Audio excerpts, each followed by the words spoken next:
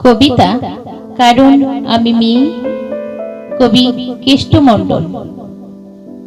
যেদিন আমি প্রথম আলো জ্বেলে ধরাতে এলাম, এসেই জানলাম না, আলো নয়, কালো অন্ধকার নিয়েই জন্মেছি। কারণ আমি মেয়ে। আমি মেয়ে বলে মা তো ভয়েই সিটিয়েছিল বিছানার এক পাশে। বাবা দুদিন আমার মুখ দর্শন করেনি আমি মেয়ে বলে।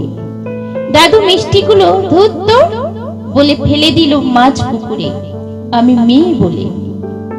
আর ঠাম্মি মুখ বেঁকিয়ে পাড়ায় পাড়ায় বলে বেড়ালো, কি আবার হবে, খরচের জোগাড় হয়েছে আবার। সুতিকা ঘরে টিম টিম করে জ্বলা আলোয় শুধু মা আমাকে প্রাণ ভরে দেখে বলতো, কেন এলি তুই শুধু আমার যন্ত্রণা বাড়াতে? জানিস না, এরা ছেলে চায়, ছেলে, বংশের প্রদীপ, আত্মমর্যাদার প্রতীক। দেখছিস না ঘরে কেমন কাল বৈশাখীর মতো গুরু গম্ভীর মেঘ, কেমন অসহায় নিস্তব্ধতা। তোকে বড় হয়তো হতে দেবে, কিন্তু মানুষ হতে দেবে না। নারী সে তো সন্তানই জন্মদানের যন্ত্র। সেই যন্ত্র হতেই পরে জন্ম নিল আমার অনুজ ভাই সুভাষ। ঘরে যেন আলো এলো, সেদিন সারা ঘর সাজলো নানা রঙের আলোয় আলোকিত। উঠোন থেকে ঠাকুর ঘর, বাড়ির ছাদ থেকে তুলসী তলা। অন্নপ্রাশনে কত লোক খেলো, জন্মদিনও পালিত হলো রাজকীয় ভাবে। কিন্তু আমার বেলায় থাক, না বলাই ভালো, কারণ আমি মেয়ে। আমি মেয়ে বলেই স্কুলের গণ্ডিতেই শেষ হলো আমার জীবন।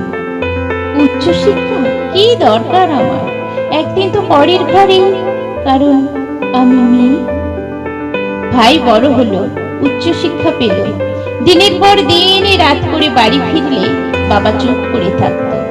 অথচ শৃঙ্খলার সমস্ত বেড়ি আমার পায়ে বাঁধা ছিল, কারণ আমি মেয়ে। রঙিন মেঘের মাঝে সূর্যাস্তের অপরূপ দৃশ্য দেখার সৌভাগ্য আমার হয়নি কখনো।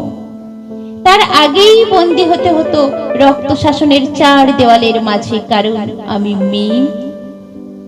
আমি মেয়ে বলেই স্বামীর পরকীয়া ও মুখ বুঝে মেনে নিতে হয়।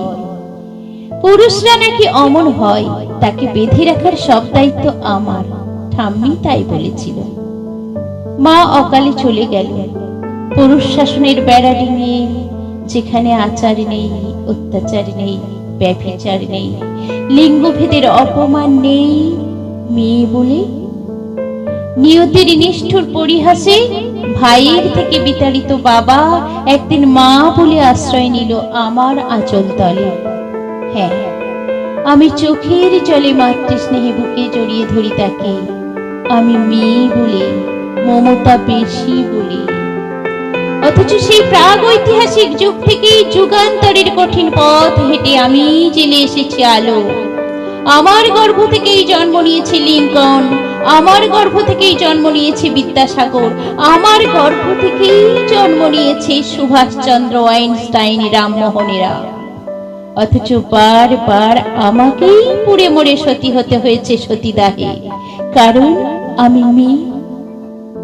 সতী করার বাসনাটা আজ হয়তো নেই, কিন্তু দহনটা আজ ও আছে অন্যভাবে, অন্য রূপে।